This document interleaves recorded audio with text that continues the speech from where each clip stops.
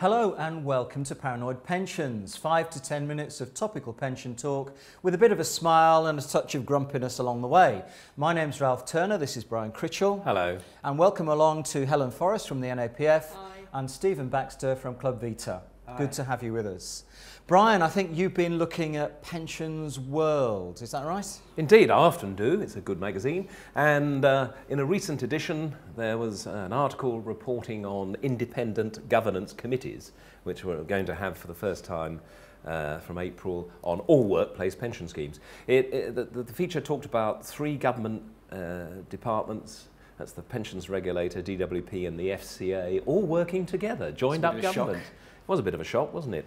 But as contract-based schemes come under this for the first time, do you think this is the moment for disgruntled clients who are advised to ditch their trust-based arrangements and go contract-based in order to save time and money on governance, to sue those advisors? Gosh, you're creating a whole new career there, aren't you? But I'm not sure that's going to happen, to be honest.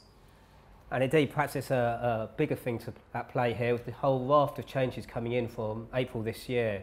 George Osborne's bombshell last year obviously caught the industry by surprise, and now we're all getting ready for April and having to help a whole raft of DC pensioners think about what exactly they're going to do with this new freedom and choice that's coming in. So managing pension pots in a DC environment is suddenly far more important than it used to be with these changes coming up. Yes, and it's going to get even more important because also in the pensions magazines recently there was a comment on the NAPF's end-of-year survey, Saving Your Presence, that the active membership of DC schemes has now outstripped DB for the first time. Indeed, our 2014 survey showed that, as expected, automatic enrolment has been a massive success, and we've got millions more people saving in DC than we used to. Yeah. And of course, Steve Webber said that all of those millions, when they come up to retirement, will get a personalised assessment of how long they're expected to live for, and that in turn will influence how much they need to take each year in their retirement. How long are you going to live for, Brian? I must go and look at my crystal ball. We're going to take a break for a moment. We'll be back.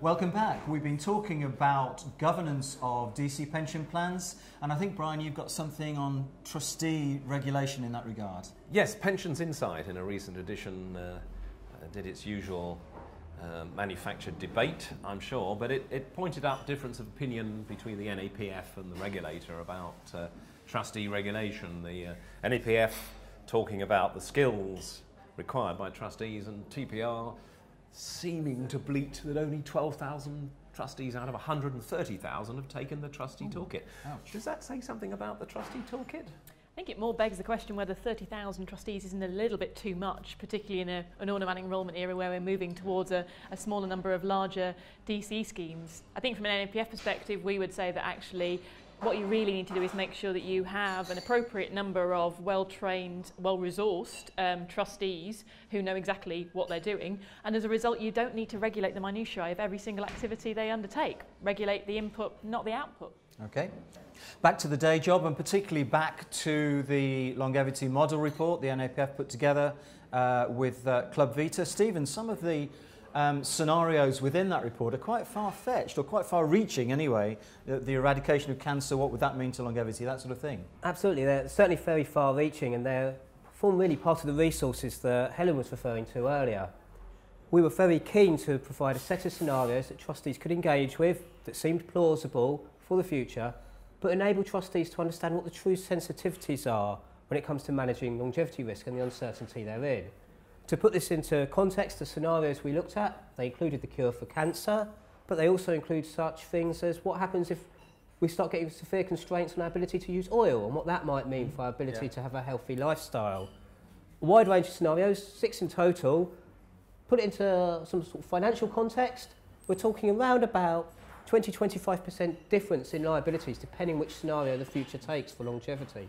Meaningful in anyone's terms, I suspect. If you're a DC scheme member, then a 25% difference in potential pot size, particularly if you're not sure how long you're spreading it over, that must be really, really difficult to come to make any serious conclusion over. Absolutely, and I think it forms part of the challenge of planning for retirement, that there is this uncertainty about just how much money you need and how long you're going to spread it over. And I don't want to make it sound more harder, Brian, but it also does depend very much on your personal circumstances.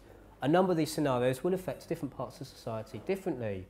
So those members of pension schemes reading our report, or trustees of DC-based plans, they should think very carefully about what kind of individuals are in those schemes, and actually what kind of scenarios might pan out for them, because that will make a big difference to how much they need to save for here and now. Okay.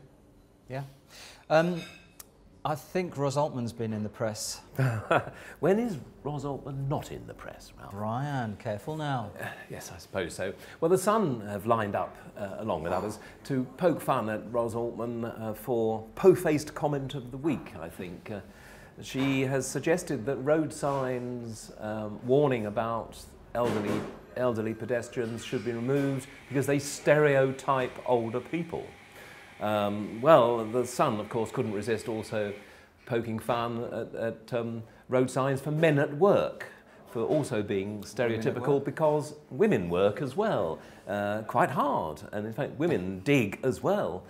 Some would say women are better at digging than men, but I don't know whether that's a stereotypical comment in itself, Helen. Well, dangerous territory there, Brian, but I think we would certainly say that from my perspective there are certainly more women in pensions these days, which can only to be the good of the better policy outcomes we're all looking for, and particularly hopefully getting some better longevity data on those women as well, something we certainly found increasingly difficult as we did the NAPF longevity model research. And well done on bringing it back to the topic in hand. Thank you very much for watching. That's all we've got time for this week. Don't forget our own YouTube channel. You can also find the document by going to pensiongeeks.com. Thank you to our guest this week. Old bankers, Brian. Look out. Old bankers never retire, they just lose interest. Thanks for watching. Goodbye. Goodbye.